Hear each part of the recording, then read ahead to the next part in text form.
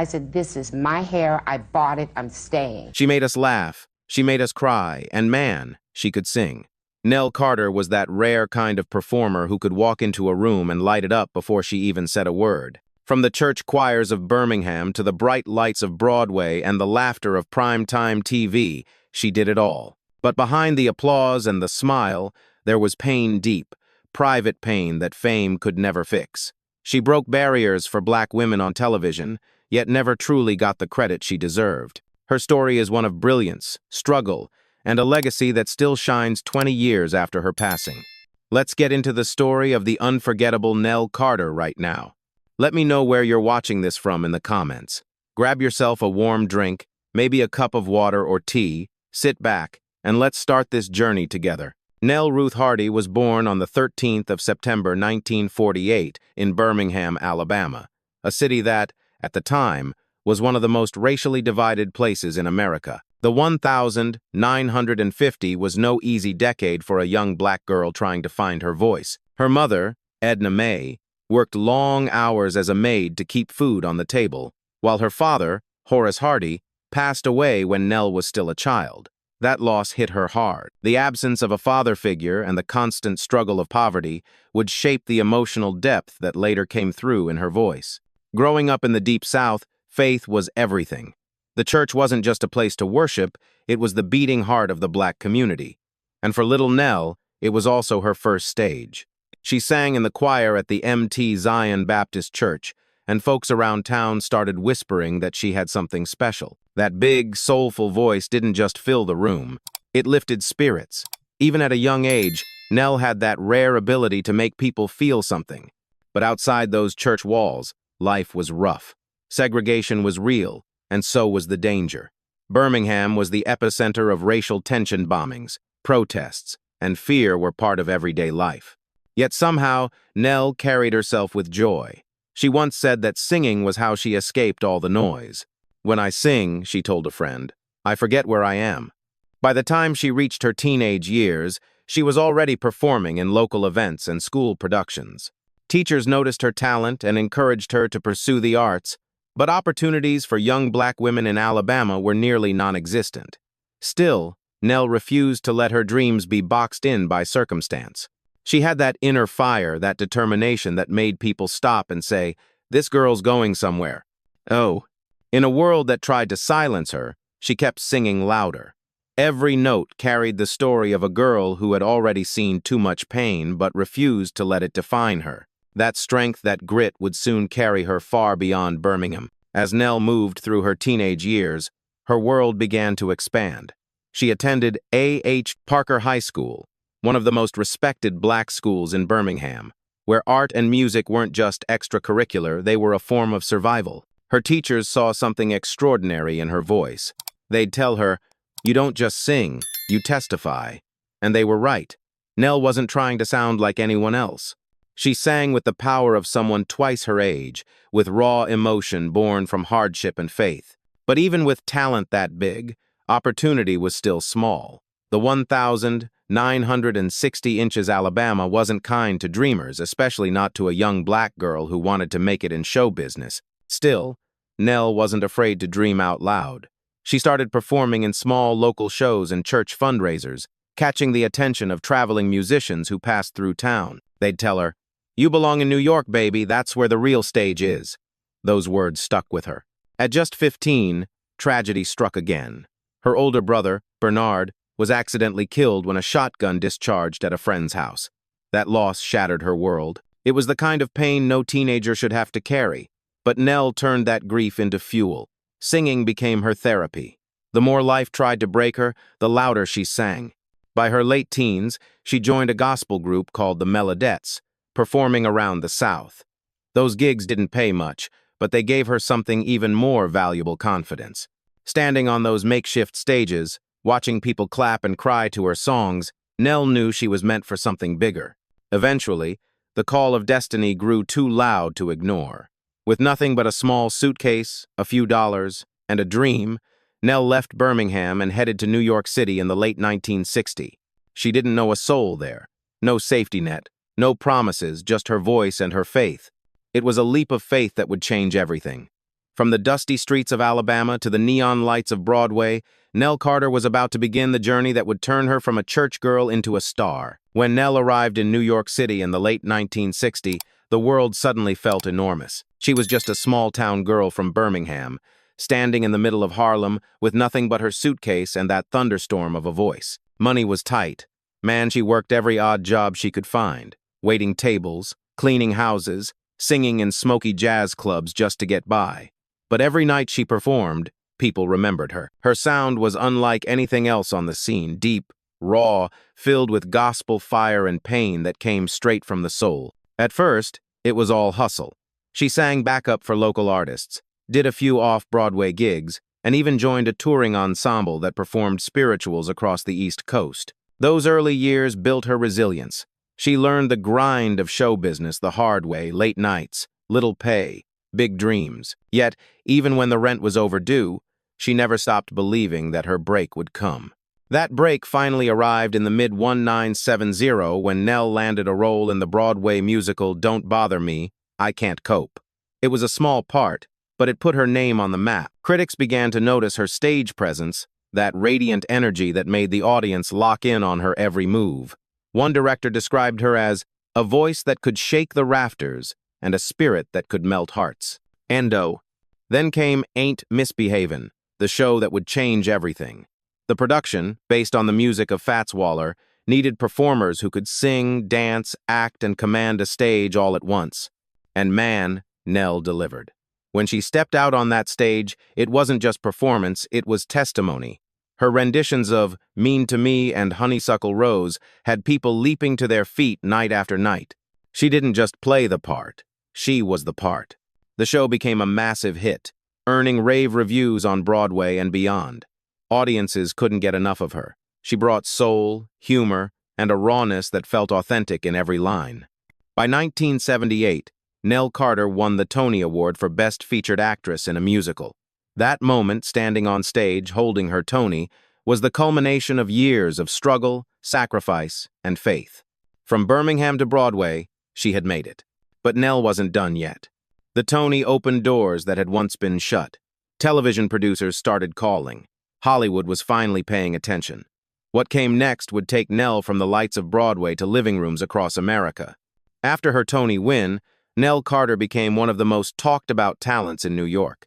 Her success in Ain't Misbehavin' led to a television adaptation in 1982, which earned her an Emmy Award. Overnight, she went from Broadway darling to national treasure. But man, that transition wasn't easy. The entertainment industry was still reluctant to fully embrace black women in leading roles. Nell had to fight twice as hard for every opportunity, and she did it with style, humor, and pure force of will. In the late 1970s, she made guest appearances on shows like The Misadventures of Sheriff Lobo and The Joey Bishop Show, bringing that unmistakable energy that only she had. But the turning point came when NBC executives noticed her comedic timing and commanding presence. They saw something in Nell that America hadn't seen before, a powerhouse performer who could make you laugh one second and cry the next. In 1981, they gave her the role that would define her television career. Gimme a Break. The series centered on Nell Harper, a strong-willed woman who promised her dying friend she'd look after her 3 daughters, a premise that hit close to home for Nell, given her own history of caretaking and loss. It wasn't just a sitcom, it was part comedy, part heart, and Nell carried it with warmth and charisma that turned her into a household name. The show was a hit right from the start. Audiences fell in love with her no-nonsense attitude, quick wit, and the way she balanced humor with compassion. Critics praised her chemistry with co-star Dolph Sweet, who played the widowed police chief. The show ran for 6 seasons, earning multiple Emmy nominations and cementing Nell as one of the first black women to headline a successful network sitcom. Behind the scenes, though, Nell was still grounded. She treated the cast and crew like family, often cooking Southern meals for them on set. When younger actors like Joey Lawrence joined the show, she became a mentor, guiding them with the same toughness and tenderness that made her character so beloved. But even with all that success, Nell knew she wasn't being celebrated the way she deserved. Hollywood still put her in a box, the funny black woman, the caretaker, the sidekick. She wanted to be known not just for her laugh, but for her range. That hunger to prove herself would push her to take on even more challenging roles in the years to come. She had conquered Broadway. She had conquered television. But at the height of her fame, the world was about to see that behind every laugh, there was a storm waiting to break. When Gimme a Break premiered in October 1981, nobody expected it to hit the way it did. But man, Nell Carter had something you couldn't teach. That natural timing, that soul, that spark that jumped right off the screen. From the very first episode, audiences knew she was special. She wasn't just playing Nell Harper, she was Nell Harper. The way she scolded, hugged, sang, and rolled her eyes all felt real. She wasn't pretending to care for that family. She carried them, just like she carried everyone in her real life. The show became a surprise hit for NBC, pulling in millions of viewers every week. Families across America tuned in not just for laughs, but for warmth, and Nell gave them both. She represented something rarely seen on television at the time, a strong, independent black woman who was loving, wise, and unapologetically herself. She broke stereotypes without preaching about it. She just was. Her performance was so magnetic that even critics who were slow to praise sitcoms couldn't ignore her anymore. The Los Angeles Times called her a comedic powerhouse with the heart of a blues singer. And man, they were right. One minute she'd be belting out a gospel tune that made the hair on your arms stand up, and the next she'd be cracking a joke that had you falling out of your chair. Nell's chemistry with Dolph Sweet, who played Chief Kaniski, was the soul of the show. Their back and forth, her sass against his gruffness, created a rhythm that audiences adored. And when Dolph passed away in 1985, Nell carried the series on her shoulders, even dedicating episodes to his memory. That resilience was classic. Nell, keep the laughter alive even when your heart is breaking. By the mid-1980, Gimme a Break had turned Nell into a television icon. She performed at award shows, hosted specials, and became a familiar face in American living rooms. Yet despite her growing fame, she still felt underrated, underappreciated for the depth of her craft. Hollywood loved her charm but often overlooked her dramatic range. Still, Nell didn't slow down. She used her newfound platform to speak out about representation and the challenges faced by black women in entertainment. She didn't just want to open doors for herself, she wanted to kick them open for everyone coming behind her. For a moment, it seemed like Nell Carter had finally found balance, fame, respect, and a chance to show the world what she was made of. But behind the laughter, the spotlight was starting to take its toll. The pressures of success, personal struggles, and the pain she had carried for years were all quietly building. As the 1980 rolled on, Nell Carter was everywhere. She was appearing on talk shows, performing at award ceremonies, and even hosting specials where she showed off that powerhouse voice. People who only knew her as the funny lady from Gimme a Break were shocked when they heard her sing live. That gospel-trained, soul-drenched sound could stop a room cold. Man, when Nell opened her mouth, you felt it in your bones. But fame, as always, came with a heavy price. Working on a weekly sitcom was demanding. The shooting schedule was brutal, and Nell carried much of the emotional weight on set. She wasn't just performing, she was mothering, mentoring, and managing her own pain. The death of her co-star and friend Dolph Sweet hit her harder than most realized. Yet she kept smiling for the cameras, telling jokes between takes, keeping morale alive. That's who she was, a fighter with a tender heart. After Gimme a Break ended in 1987, Nell continued to appear in television roles that showcased her versatility. She guest starred on shows like 227, Amen, and Ally McBeal, proving she could jump between comedy and drama with ease. Later, in the 1990s, she joined the cast of Hangin' with Mr. Cooper, introducing her to a new generation of viewers. Her presence brought instant credibility, that warmth and humor that made everything around her shine brighter. Yet Hollywood, in all its glitz, still didn't know what to do with someone like Nell. She wasn't a cookie-cutter starlet. She wasn't the glamorous type that magazines splashed across their covers. She was real, grounded, and unapologetically herself, and sometimes that authenticity scared the industry. Directors loved her, audiences adored her, but executives didn't always see the box office value of a full-figured black woman leading a film or series. That lack of recognition hurt her deeply. Still, she never lost her connection to her roots. Nell returned to the stage whenever she could, performing in musicals and cabarets that reminded her why she fell in love with performing in the first place. Whether she was singing gospel in a small church or belting out show tunes in front of thousands, she gave the same 100% every single time. Nell Carter had become a symbol of perseverance. She had climbed from the streets of Birmingham to Broadway, from Broadway to network television, a trailblazer who carried entire generations of black performers on her shoulders. But beneath all the laughter and applause, her heart was tired. The pressures of fame, the weight of expectations, and the ghosts of her past were beginning to surface again. The woman who had spent her whole life lifting others up was quietly sinking under her own pain. And soon, the world would see the side of Nell that she tried so hard to hide, the one behind the smile. Fame can be a blessing and a curse, and for Nell Carter, it was both. Behind the laughter that filled living rooms across America, she was fighting silent battles that few people ever saw. The woman who made millions smile was, deep down, carrying an unbearable amount of pain. Nell had long struggled with her mental health. Years of trauma, losing her father, losing her brother, and facing racism and rejection had left scars that no amount of applause could heal. During her time on Gimme a Break, she quietly battled depression. She was open about her struggles with addiction, admitting later in interviews that she had turned to cocaine in the late 1970s as a way to cope with pressure and loneliness. "It made me feel like I could handle everything," she once said, "until I couldn't." Ezer.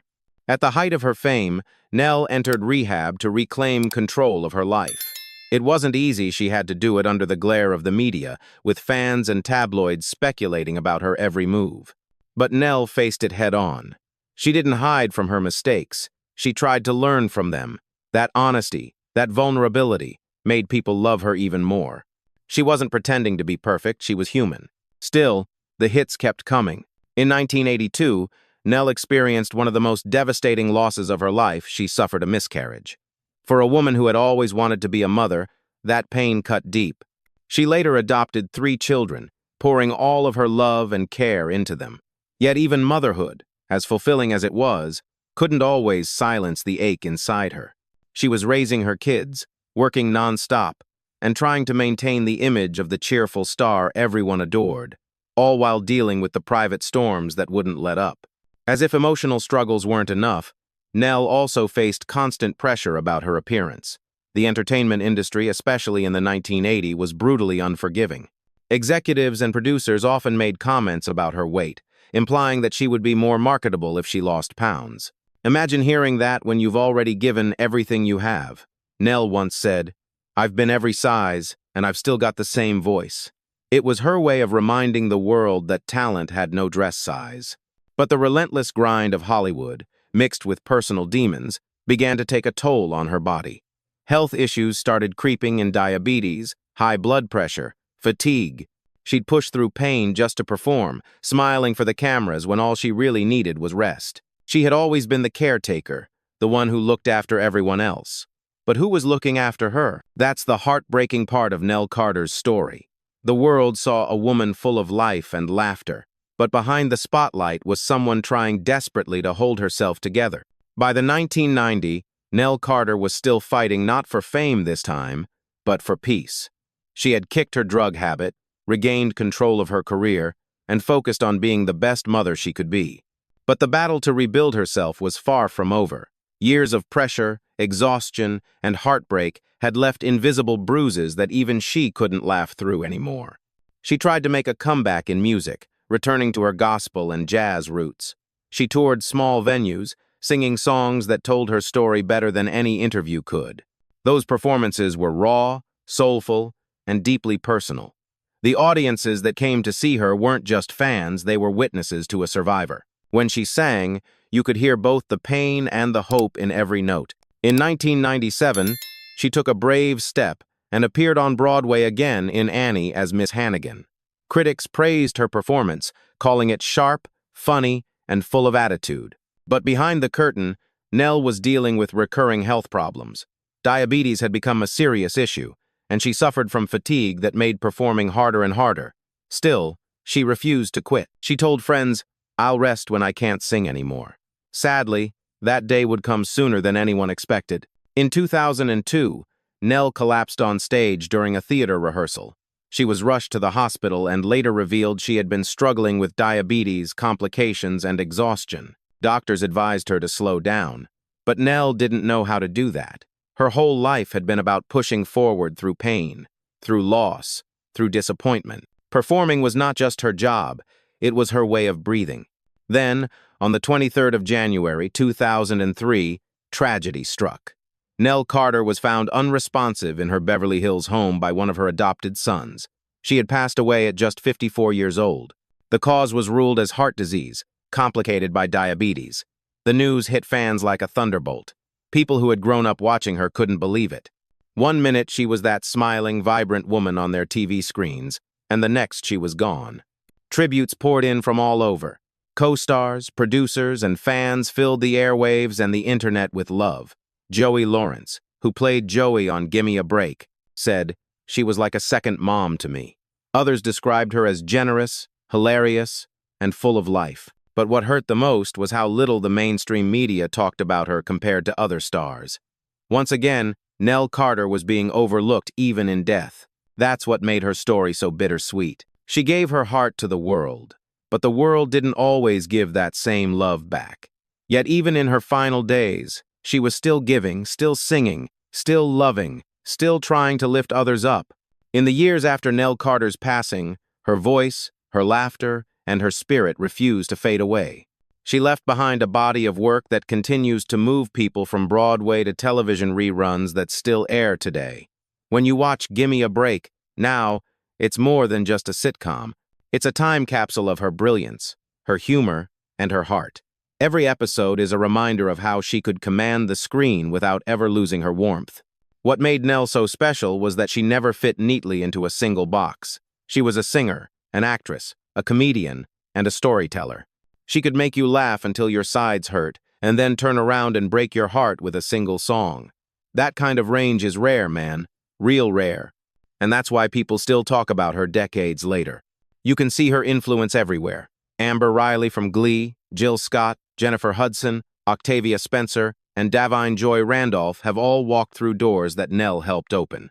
Each of them carries a little bit of her, the unapologetic joy, the emotional honesty, the power to make an audience feel something real.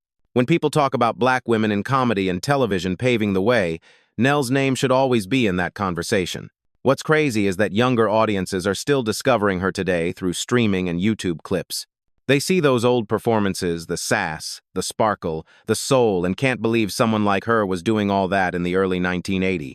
In an era when representation was scarce, Nell Carter stood tall and told the world, "I'm here, and I'm not going anywhere." Her Tony and Emmy wins proved her talent was undeniable, but her real legacy lives in how she made people feel. Ask any fan, they'll tell you Nell wasn't just acting. She was giving a piece of herself every time she performed. She made people laugh on bad days and gave hope to those who felt unseen. And let's not forget her music. That gospel foundation stayed with her all her life, giving her performances a depth that you just couldn't fake.